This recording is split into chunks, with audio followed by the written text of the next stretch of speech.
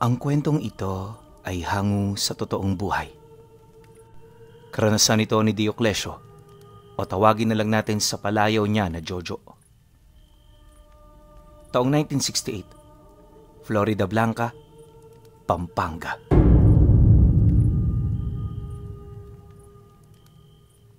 Matagal nang nakatira sa sentro ng bayan ang pamilya ni Jojo.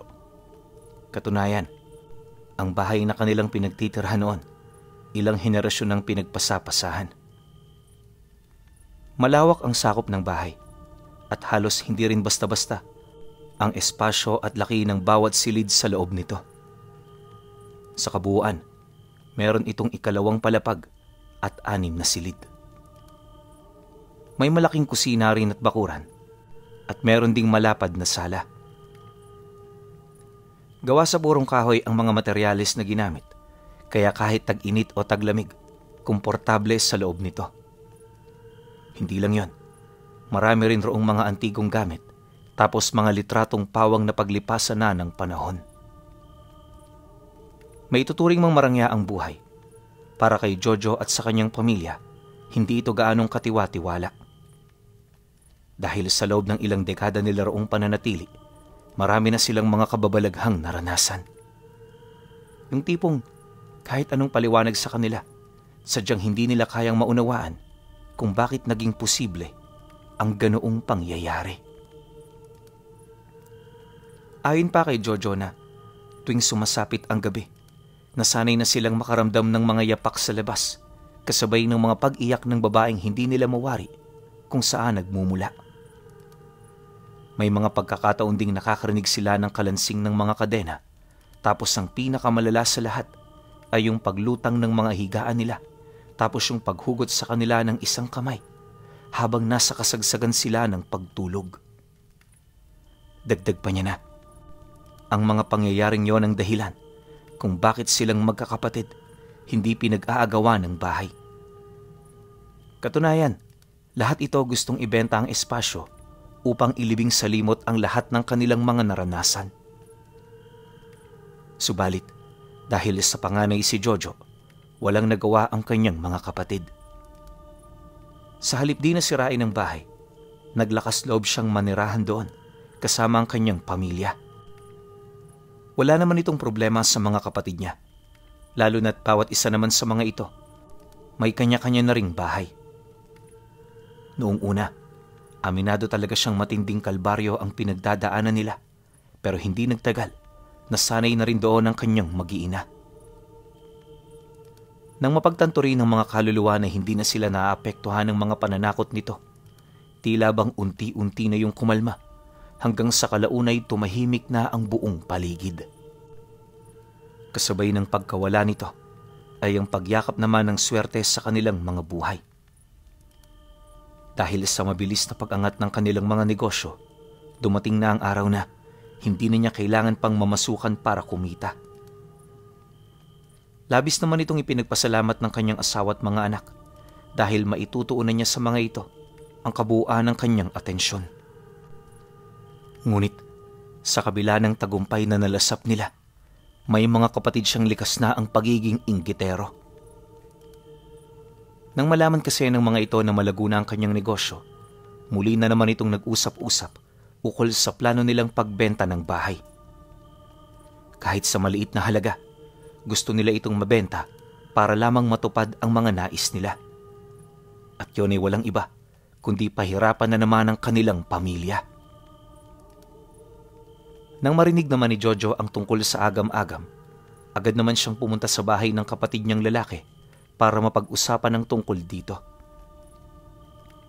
Alam niya kasing ito lang ang malapit sa mga kapatid nilang babae, kaya kung makukumbinsi niya ito, hindi malabong makagawa ito ng paraan para mapatigil ang nakaambang pag-ieskandalo ng mga ito.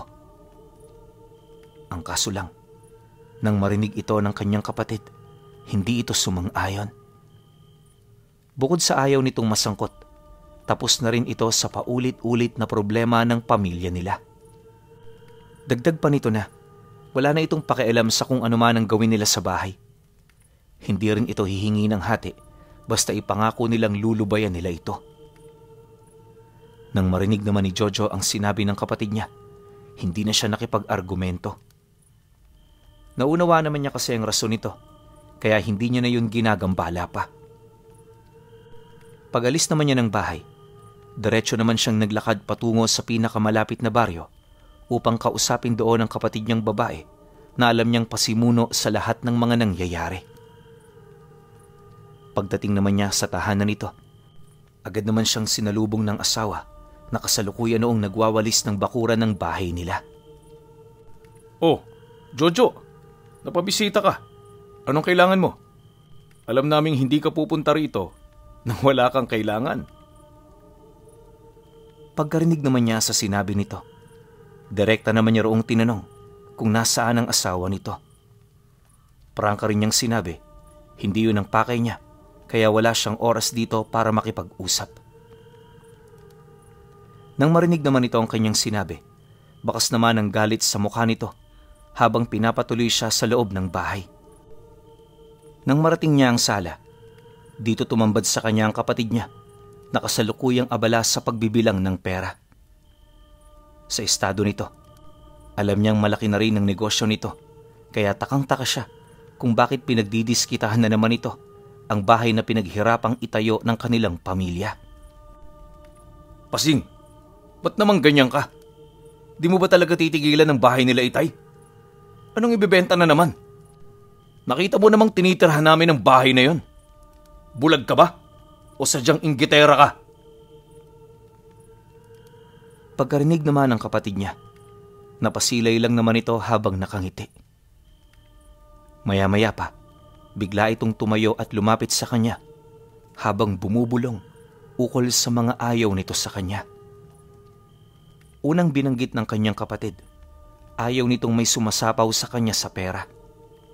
Hindi rin nito tipo ang may nakakalamang, lalo na kung ginagamit ang yaman ng kanilang pamilya.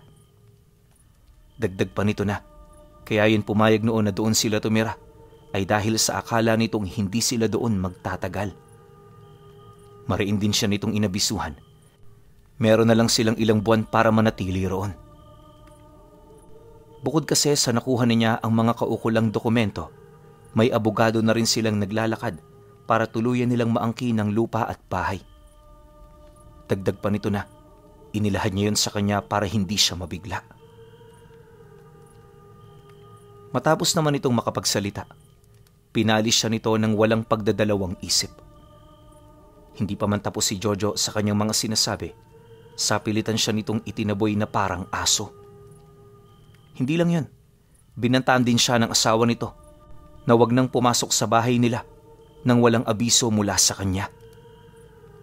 Dahil sa dami ng tauhan nito, wala naman siyang nagawa kundi ang sumunod. Pag-uwi naman niya sa kanila, tumambad ang kanyang pamilya na naghihintay sa labas ng bahay. Pagsilay naman niya sa may bandang pinto, may nakita siyang isang kaluluwa roong nakatayo. Matandang lalaki ito at sa estado ng kasuotan nito, parang nabuhay ito noong panahon pa ng mga bayani. Makailang beses din niyang ipinagsawalang bahala ang nilalang pero sa hindi malamang dahilan, hindi siya nito nilulubayan. Maya-maya pa, pagpasok naman nila, napansin niyang sumunod ang paningin nito sa kanya. Ilang oras pa ang lumipas, sumapit na nga ang tulugan. Dala ng kanilang kasanayan sa bahay, naging maayos naman ang kanilang tulog. Wala ring nagparamdam, animoy isa lang itong ordinaryong gabi para sa kanila. Ang kaso lang, pagpatak ng alauna ng madaling araw, nagising itong si Jojo nang may marinig siyang parang nagro-rosaryo sa lumang altar ng bahay. Habang isinasawalang bahala niya ito, mas lalong lumalakas ang mga engkantasyong kanyang naririnig. Maya-maya pa, nang hindi niya na ito maatim, dito na siya nagdesisyong tumayo at lumabas para masilayan ang mga kaganapan. Habang binabagtas naman niya ang daan pababa, patuloy pa rin ang pagsambit ng mga engkantasyon ng mga taong nagdarasal. Hindi nagtagal, pagsilay naman niya sa altar, dito niya nakita ang 12 kaluluwa na nakaluhod sa itim na idolo. Nakapako yun sa krus at base sa itsura nito, parang matagal na panahon na yung nasa loob ng bahay. Lubos itong ipinagtaka ni Jojo, gawa ng sa tinagal-tagal na nilang naninirahan doon, hindi niya yun napansin.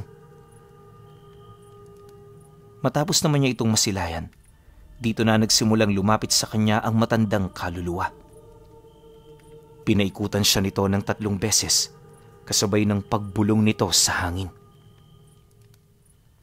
Yung bulong ng nilalang, hindi niya talaga maintindihan, gawa ng napakabilis ng pagsasalita nito. Ayon nga sa kanya, may hahalin tulad niya ito sa albularyong nagdarasal ng Latin. Kakaiba at nakakatakot talagang pakinggan. Makalipas pa ang ilang minuto, biglang tumahimik ang matanda, kasabay ng pagtigil nito sa kanyang harapan. Pagtigil naman nilang dalawa, nakita niya ang seryoso nitong muka habang nagsasalita ng malumanay. Nararamdaman namin ang papalapit na banta ng bahay. Ikaw, Jojo, bilang apo ng pang-16 na henerasyon, tungkulin mong pangalagaan ito hanggang sa kami ay makatawid. Huwag mo kaming bibiguin, sapagkat sa iyo nakasalalay ang aming mga kaluluwa. Bukas, araw ng Biyernes, pagpatak ng 7:00, may ibibigay ako sa iyong hudyat. Sundin mo ito at dadalhin ka nito sa lugar na hindi pa nararating ng kahit sino sa kadugo natin mula sa 7th henerasyon. Matapos naman itong mailahad ng kaluluwa, bigla itong tumalikod sa kanya at nang makalayo na ito, parang usok itong naglaho. Ganon din ang mga kasama nito, kasabay ng kanilang mga tinig. Sa pagbalik naman ng katahimikan, tulala naman siyang naiwang nakatayo, pilit na pinag-iisipan kung ano ang binabalak ng mga kaluluwa. Nais pa sana niyang magtanong sa matanda pero hanggang doon lang ang pinahintulot nitong malaman niya. Pagsapit naman ng sumunod na araw, napansin niyang mas dumami ang mga kaluluwang umaaligid. Bawat isa mahigpit na nakabantay sa kanya, animoy ayaw ng mga itong lumabas siya ng bahay. Nang mapansin naman niya ang tungkol dito, nagdesisyon siyang sumunod. Kahit hindi siya nakapagtrabaho, ipinagsawalang bahala niya ito dahil alam niya sa kanyang sarili na mas importante ang ipapagawa sa kanya ng mga ninuno niya. Pagtungtong naman ng hapon, pilit niyang inilihim ang lahat ng iyon sa kanyang pamilya. Gumawa na rin siya ng paraan para mapatulog ng maaga ang kanyang mga anak upang mas magkaroon siya ng mahaba-habang oras para makapaghanda. Ilang oras pa ang lumipas, sumapit na nga ang 6:00. Dahil sa nataon naman noong maaga pa silang naghapunan, kung kaya't sa ganoong oras, wala na siyang nakitang mga batang naglalaro pa sa labas ng silid. Yung ilan sa mga ito tulog na rin, habang ang iba naman, naglalaro pa rin ng palihim sa kanilang kwarto. Hindi naman ito pinansin ni Jojo, gawa ng ang mahalaga para sa kanya, nakatarangka ng maigi ang mga pinto nito. Hindi nagtagal, nang dumating na ang sandaling kanyang pinakahinihintay, dito niya nasilayan ang grupo ng mga kaluluwang naglalakad sa lumang hagdan. Pagharap naman ng matanda sa kanya, dali-dali siya nitong pinasunod patungo sa kusina ng bahay nila. Pagdating naman nila sa may bandang palikuran, inabisuhan siya nitong itulak ang konkretong dingding sa may bandang kaliwa nito.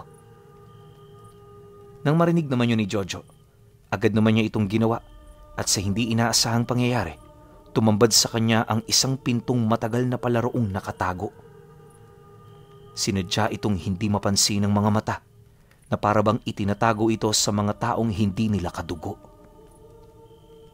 Bagaman maliit ang pinto, kakasya naman doon ang isang tao. Yun nga lang, para makapasok kinakailangan mo roong gumapang.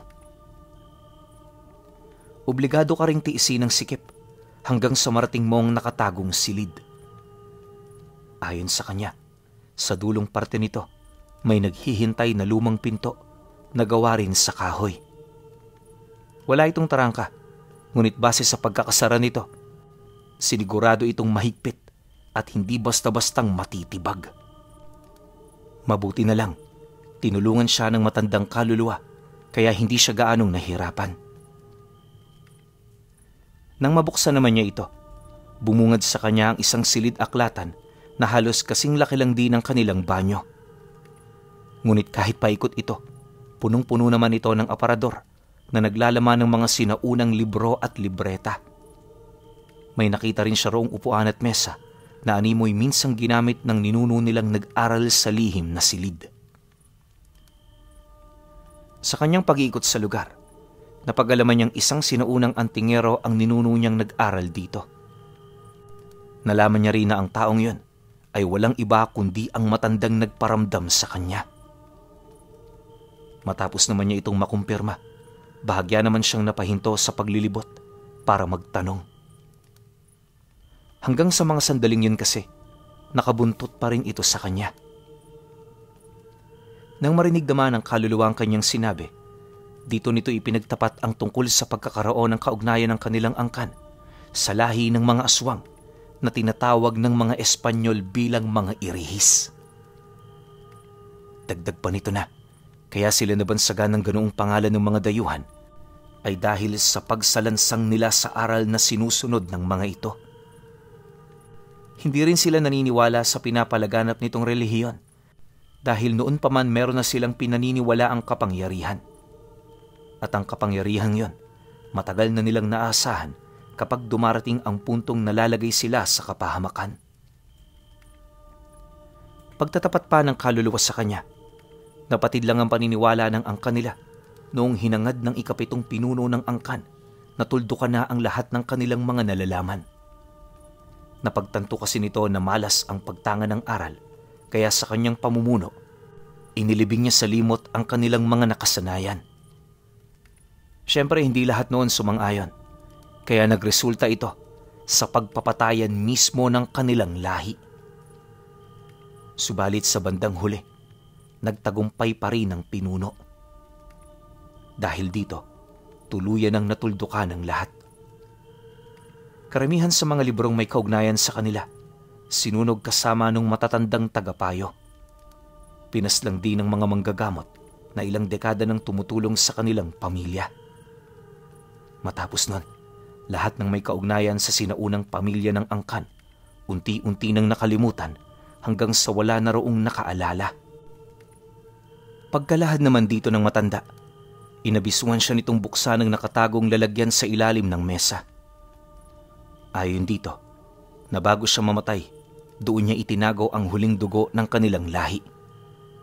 Inireserba niya yon sa mga susunod na lahi sa paniniwalang sa hinaharap, kinakailangan nila itong gamitin. Ito rin ang nagsilbing angkla ng matanda upang hindi lisanin ang kanilang pamamahay. Nang marinig naman ni Jojo ang sinabi nito, agad naman niya itong sinunod. Paghugot naman niya rito, tumambad sa kanya ang isang babasaging garapon sa loob na merong takip na nakaselyo ng maigi. Sa loob naman ito, may kakarampot na patak ng dugo na nangingitim na.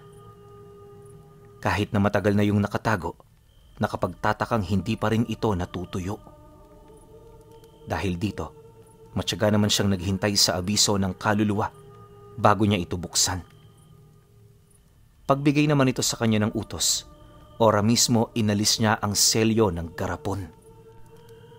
Agaran din niyang ininom ang laman nito at nang malagok na niya ito ng tuluyan, nalasahan niya ang purong lasa ng kalawang. Ramdam din niya ang panunuyot ng kanyang lalamunan hanggang sa kinumbulsyon ang buo niyang katawan. Paglupasay naman niya sa sahig, humingi siya ng tulong sa matanda pero hindi siya nito pinakinggan. Maya-maya pa dumilim ang buong paligid. Tumahimik ang lahat ng ingay at bago mawala ang kanyang ulirat, nakita niya ang mga alaalang may kaugnayan sa mga namayapa niyang magulang. Kahit alam ni Jojo na yon ang senyales na malapit na siyang bawian ng buhay, aminado naman siyang wala na siyang magagawa. Hindi nagtagal, kumalas na nga ang kanyang ulirat. Literal na blanko ang kanyang naramdaman noon. At base sa kanya, pakiramdam niya ilang taon siyang nawala. Sa pagbalik naman ng kanyang ulirat, nadatnan niya ang kanyang sarili na nakahandusay pa rin sa loob ng silid. Pagbangon niya, tumambad sa kanya ang maliit na liwanag na nagmumula sa bintanang halos matakpan na ng lupa. Pag-ikot naman ng kanyang paningin, hindi na niya nasilayan pa ang matanda. Akala niya normal pa rin siya pero nang akmang lalabas na siya sa silid, nakaramdam siya ng matinding gutom. Bigla ring tumalas ang kanyang paningin at pandinig sa puntong kahit nasa ilalim pa siya, nakikita niya ng napakalinaw kung nasaan ang kanyang mag-iina. Maya-maya pa, dahil sa kanyang liksi, nakabalik siya sa palikuran sa loob lamang ng ilang segundo. Paglabas niya, sakto naman ang pagdating ng kanyang asawa. Paulit-ulit siya nitong tinanong pero hindi siya nakakasagot. Ang tanging nabanggit lang din niya, meron siyang mahalagang gagawin. Pagkatapos nito, kumaripas siya ng takbo patungo sa liblib na lugar ng baryo. Pagdating naman niya roon, pinakiramdaman na muna niya ang kanyang sarili bago niya ilabas ang kanyang sama ng loob. Suka ng suka noon si Jojo na animoy wala na itong katapusan. Habang ginagawa niya ito, walang putol ang kanyang laway, gayon din ang mga itim na likido na lumalabas sa kanyang sistema. Ayon sa kanya, napakapangit na pakiramdam ang kanyang naranasan noon, pero wala naman siyang magawa. Isang oras ding nagtagal ang kanyang pagsusuka bago siya bumalik sa normal. Matapos naman ang mga pangyayari, dito na nagsimulang umatake ang matinding gutom na kasalukuyan niyang nararamdaman. Sa sobrang lakas nito, halos mabaliw na siya sa kakahanap ng pagkain. Lahat na rin ng makita niya ipinasok na niya sa kanyang sistema. Mga dahon, parte ng kahoy, damo, lupa at kung ano-ano pa. Ngunit di pa rin ito naiibsa ng gutom na kanyang nararamdaman. Makalipas pa ang ilang minuto, nakasipat siya ng malaking asong biglang dumaan sa kinaroroonan niya. Walang sabi-sabi. Buong lakas naman niya itong sinunggaban sa likuran nitong bahagi. Pagkagat niya sa may bandang leeg, hindi niya ito tinantanan hanggang sa tuluyan na itong panghinaan. Nang maramdaman niyang patay na ang hayop, nasipat niya ang pagtalas ng kanyang kuko na siya namang ginamit niya para hiwain ang tiyan nito. Pagkakuha niya ng puso at iilang laman loob, agad naman niya itong kinain kahit punong-puno pa ito ng dugo. Maaaring napakalansa ng bagay na yon pero para kay Jojo napakasarap nito. Nang maibsa na ang gutom na kanyang nararamdaman, dito na bumalik ang kanyang wisyo. Takang-taka man sa kanyang ginawa, hindi niya maipagkakailang mula sa araw na yon, mabubuhay na siya ng ganun. Sa paglipas pa ng mga araw, naging eksperto na siya sa panginginain ng mga buhay na karne ng hayop. Sa tulong din ng matanda, nalaman niya ang iilang abilidad na kaya niyang gawin. Inabisuhan din siya nitong walang pangontra ang maaaring tumalab sa kanya, maliban na lamang sa mga kargang tangan ng iisang dibino. Paalala pa nito na sa lahat ng taong makakalaban niya, yon ang kanyang iiwasan sapagkat gaano man kataas ang maabot niyang antas, hindi ito sapat para matalo ang mga taong pinili ng Diyos. Nang marinig naman ni Jojo ito, napangisi lang naman siya habang nagwiwika sa matanda. Iisa lang naman ang taong pakay ko. At kilala mo na kung sino ang mga yon. Hanggat nabubuhay ako, hindi ako papayag na ibenta at sirain ang bahay na pinagpagurang ipreserba ng mga ninuno ko. Mariinding inilahad ni Jojo na sa mga oras na yon ito lang ang nakikita niyang dahilan kung bakit siya umiral. Yun lang din ang nag-iisang rason kung bakit niya tinanggap ang karunungang matagal ng tinago ng kanyang mga ninuno. Nang marinig naman ang kaluluwa ang kanyang sinabi, abot langit ang pasasalamat nito sa kanya. Lumipas pa ang mga araw, lahat ng nalalaman nito ukol sa ganoong abilidad, ipinasa ng maigi sa kanya. Katagalan, nang nakokontrol na niya ang taglay niyang wangis, dito na siya binigyan ng misyon ng matanda. At ang unang ibinigay nito ay ang pagpatay sa asawa ng kapatid niyang si Pasing. Naniniwala kasi ito na kung masusunod niya ang utos, makakaya rin niyang paslangin ang sarili niyang kapatid.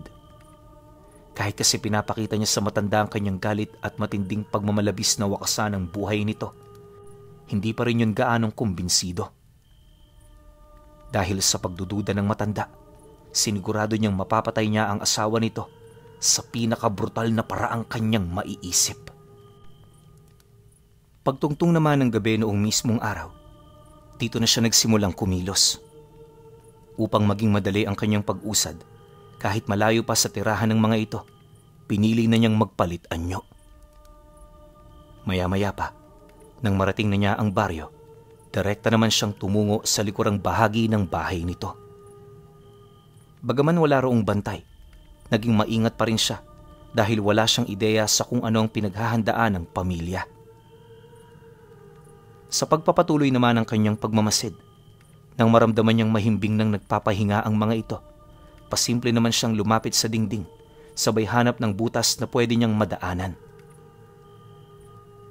Upang masiguro namang hindi mabubulilyaso ang kanyang plano, inuna na muna niyang paslangin ang mga asong nagpapahinga sa ilalim ng tahanan nito. Pagkatapos nun, umusad siya sa pinto ng kusina para doon simulang baklasin ang trangka. Nang magawa na niya ito, dahan-dahan naman siyang pumasok sa loob hanggang sa marating na niya ang silid ng mag-asawa. Walang harang ang mismong silid at ang tanging namamagitan lang dito at ng sala ay yung makapal na kurtina. Paghawi naman niya nito, tumambad sa kanya ang lalaking nakahiga na tulog na tulog. Matapos naman niya itong masilayan, agad naman niya yung binulungan ng usal upang masigurong hindi ito magigising. Pagkaladkad naman niya rito papalabas, dali-dali niya itong dinala sa isang masukal na lugar kung saan tanging sila lang ang naroon. Minabuti rin niyang bumalik sa orihinal niyang anyo upang maiparamdam sa asawa ng kapatid niya ang matindi niyang galit laban sa mga ito. Nang maisakatuparan na niya ang lahat, dito niya na sinimulang gisingin ang lalaki. Pagmulat naman ito, agad naman yung napatayo habang pilit na nagtatanong sa kanya ukol sa ginagawa nila sa lugar na yon. Noong una, inakala rin itong panaginip lang ang lahat ng kanyang nasisilayan, pero nang makumpirma ni Jojo na nagkakamali siya, dito na ito naniwala sa kanya. Sa kanilang pag-uusap, napakarami nitong tanong hanggang sa may irita na siya sa kakapakinig. Walang sabi-sabi, agad naman niyang nilapa ang balikat nito, sabay unday dito ng saksak sa may bandang tagiliran. Binalian niya rin ito ng paa, dahilan para magsisisigaw ito ng napakalakas. Panay na rin ang paghingi nito ng tulong na siya namang hinayaan lang niya. Kahit anong gawin mong pagsisigaw, walang makakarinig sa'yo rito. Paalala lang, milya-milya ang layo natin sa mga baryo.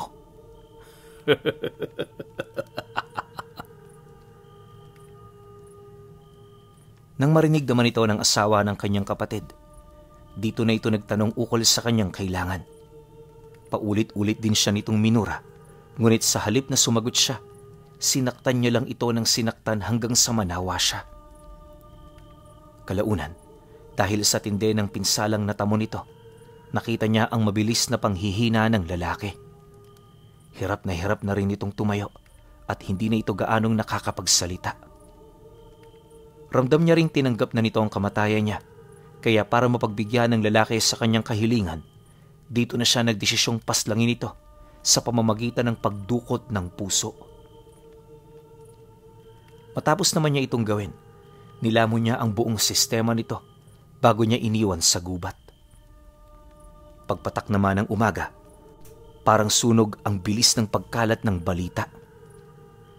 Yung kapatid niya mamatay-matay na sa kakaiyak, subalit hindi man lang niya ito pinakitaan ng awa.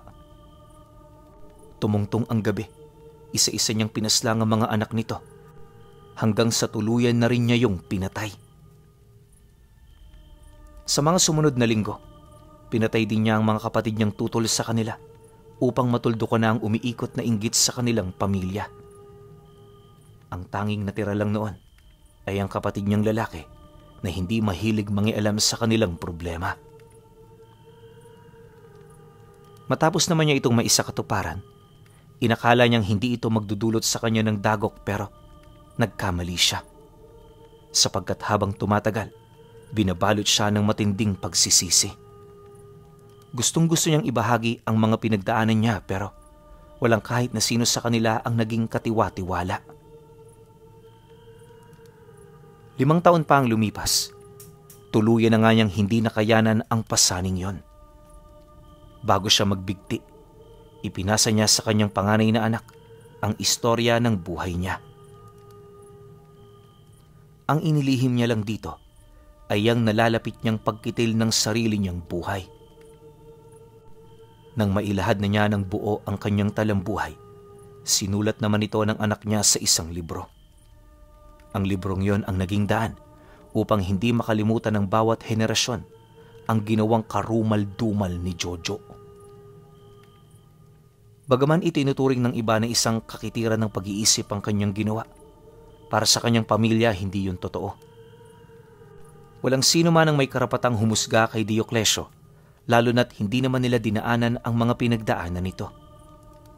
At nga pala pinuno, nung mailibing na siya, sinira na rin ang bahay nila sa pagdami ng ligaw na kaluluwa. Sa taong yon, nakalimutan na rin ng lahat ang tungkol sa tahanan ng pamilya at ang mga istoryang nababalot dito. Kahit kailan din, hindi nakalimutan ng mga nakarinig ng kwentong ito ang tungkol sa pag-utos ng matanda kay Jojo na itinuturing nilang apo na pang-16 na henerasyon.